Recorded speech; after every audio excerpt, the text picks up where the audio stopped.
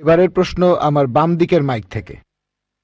আমার নাম প্রেম আদভানি, আমি নয়াদিল্লি থেকে এসেছি, রিটায়ার্ড চাকরিজীবী আর অমুসলিম। আমার প্রশ্নটা হলো, ইসলামের অতীত ইতিহাস খুবই গৌরবের, বর্তমানেও ইসলাম ধর্মের মাথা উঁচু করে থাকার কথা ছিল। আমার মনে হয় মুসলিমদের কাজকর্মের মধ্যে স্বচ্ছতা থাকা উচিত। অন্য সব মানুষকেও তাদের জানতে দেওয়া উচিত যে তারা কি কি কাজ করেছে বিভিন্ন মাদ্রাসা আর মসজিদ ইত্যাদি জায়গায়, যাতে করে মানুষজন জানতে পারে যে এসব জায়গায় কি হচ্ছে। তখন ব্যাপারটা অনেক স্বচ্ছ হবে, কেউ তখন আর ভুল বুঝবে না। আপনি খুব সুন্দর প্রশ্ন করেছেন। আর বললেন যে ইসলামের অতীত ইতিহাস খুবই গৌরবের, তারপর বলছেন স্বচ্ছতা থাকার প্রয়োজন আছে, বিশেষ করে মাদ্রাসাগুলোতে।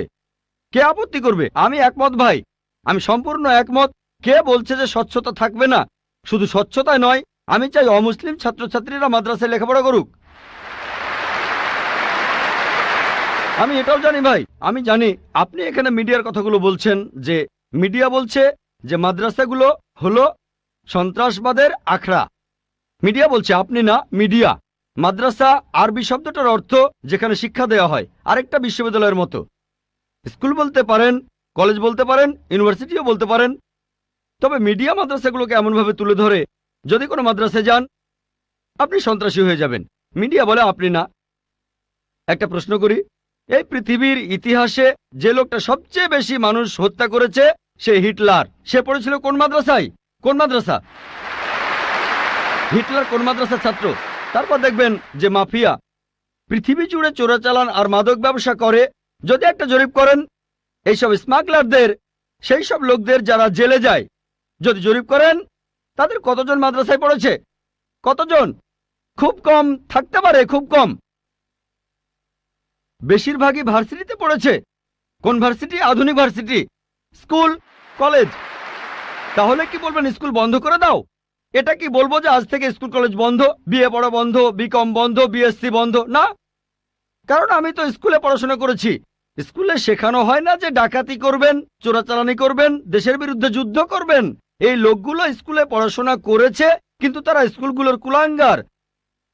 আর হিটলারও হয়তো আধুনিক শিক্ষা পেয়েছিল, আমি নিশ্চিত তার স্কুল তাকে শেখায়নি যে তুমি 60 লক্ষ ইহুদিকে হত্যা করো।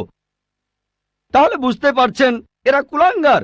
তবে সামগ্রিকভাবে দেখবেন যে এই দেশে প্রতি বছর হাজার হাজার ছাত্র মাদ্রাসা থেকে পাশ করে, নাদবা থেকে, দেওবন্দ থেকে হাজার হাজার ছাত্র। আপনি কি বলবেন এরা সবাই মানুষ মারছে?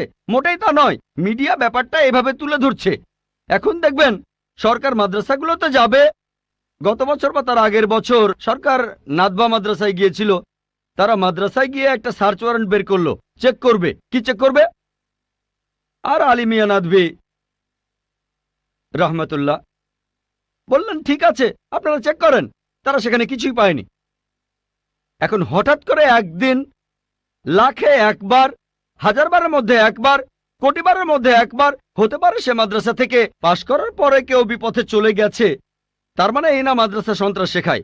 বরং দেখবেন যে সেই সব লোক যারা স্কুল থেকে পাশ করার পরে আধুনিক শিক্ষা ব্যবস্থায় কলেজে পড়ে, ইউনিভার্সিটিতে পড়ে, যেখান থেকে সার্টিফিকেট পায় বিএ, বিকম, ইঞ্জিনিয়ার, ডাক্তার, এরাই তুলনামূলকভাবে বেশি অন্যায় অপরাধ করে থাকে। আপনি যদি স্বচ্ছতার কথা বলেন, আমিও একমত। কোন মাদ্রাসায় এ কথা বলবে না যে আপনারা এখানে চেক করবেন না। আমাদের মাদ্রাসাগুলো উন্মুক্ত।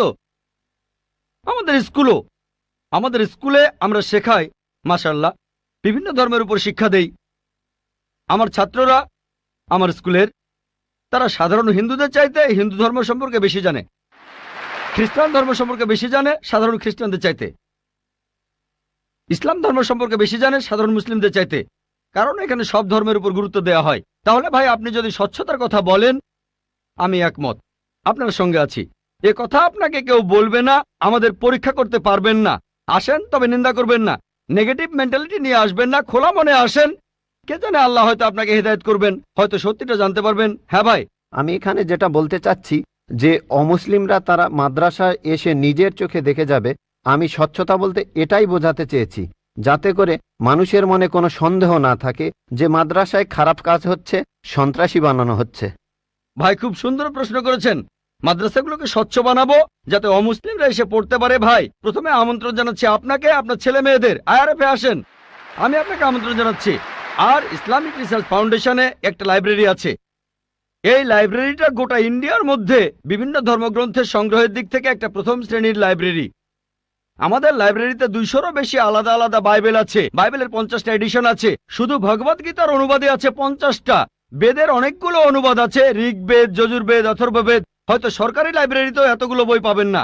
হতে পারে আপনার ধর্মীয় প্রতিষ্ঠানের লাইব্রেরিতেও এই বইগুলো পাবেন না। আমরা উৎসাহ দেই, পড়েন আর সত্যের পথে আসেন। আর অন্যদের কথা বাদ দেন, আমি আমন্ত্রণ জানাচ্ছি আপনাকে, আপনার ছেলে মেয়েদের। আপনাদের প্লেনের টিকিটটাও দিয়ে দেব ফ্রি।